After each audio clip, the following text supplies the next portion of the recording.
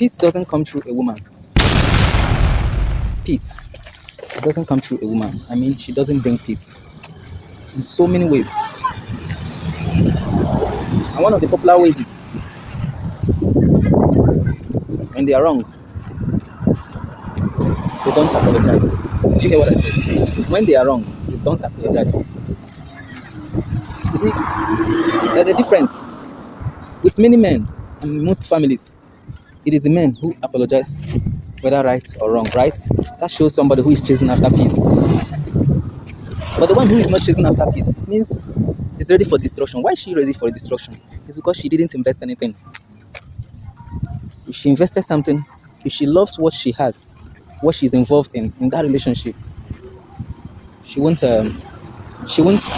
seek for war or ignore peace.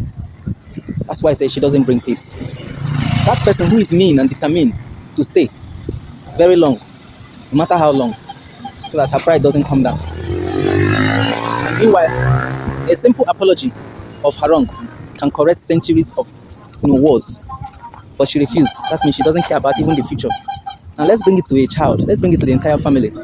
She has a child, and she refused to make this apology. And this hurts so much. And then at the end, the family tore apart because the man couldn't endure a person who hurts him always but cannot say I'm sorry. And the family finally tear apart. The child often follows the mother, especially when the child is very small. Now, at the later future, the child is attached to the mother, and you start hearing things like, your father left us. Your father left us. And that child doesn't know the detail of your father left us. She was very mean. She didn't care about that child. That's why she didn't bother about the fatherhood of that child. It was after her pride.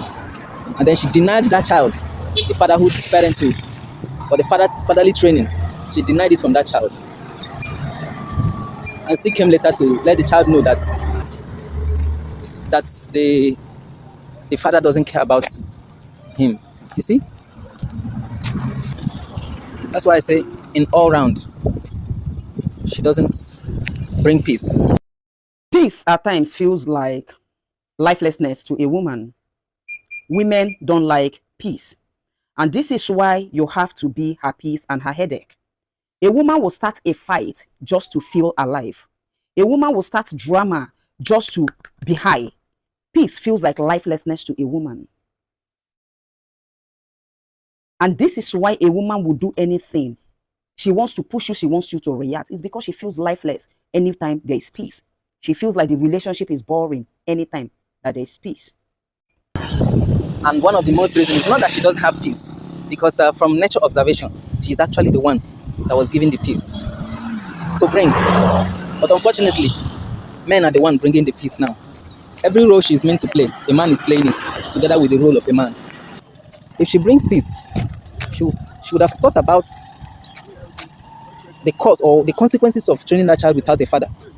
She would have thought about the consequences that child is going to meet for not having maybe one financial assistance or the other. She would have thought about how that home was going to break because of that simple thing.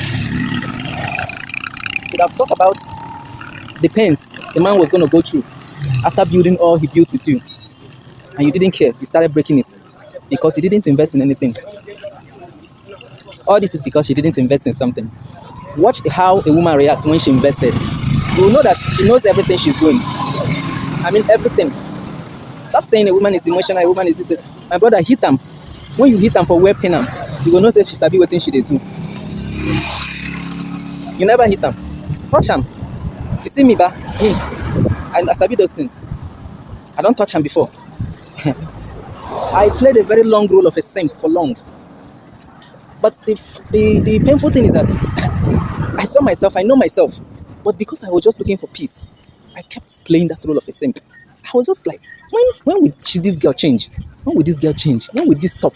Okay, let me give it more time. Okay, let me give it more time. More time, years pass. Nothing happened, no change, nothing.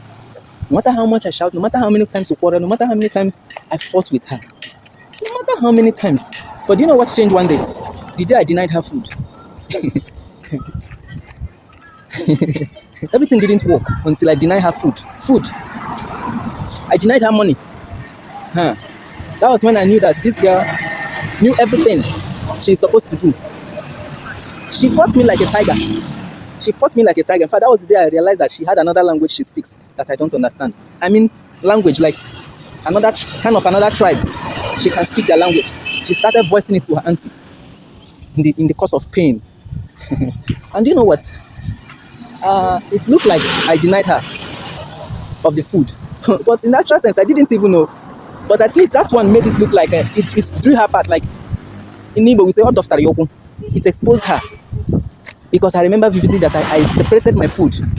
I took part of the food, I shared the food, and I took some. So when I was taking it to my sister, she thought I have carried everything. That was when she busted. So I was like, so the food is the key. At least this one has even exposed you, even though it's not what I even did to you. Because the food was completely shared in two. Just that I didn't want her to keep cooking for me. Because she was doing a lot of things I don't understand. I can't joke with my stomach. I can't joke with my life.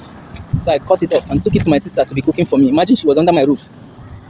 Yet she has every other thing she used and cook for herself. But I took mine to my sister. I didn't chase her out of the house. I didn't take away the food from her. Do you imagine that?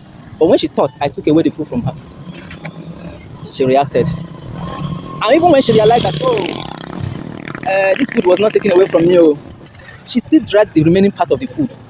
Dragged it. I don't know whether she tore the nylon and all the whole food items were pouring on the floor. She dragged it to my sister's place. Pouring, like you can trace the beans and know where it's coming from. You can trace the rice and the garri and know where it's coming from. So what I'm telling you is that don't think that they don't know what they're doing. They know. Touch them at that weak point. That part, that thing that it looks like it's like wickedness, do it. That part, you will see her exposed. If she's not contributing anything, stop, brother. Stop. Stop where you are right now. Stop at that point. Don't give anymore. Seize everything. Just seize it until you see something meaningful. She's adding. Otherwise, don't. Because you may not really know who you are with until you do this.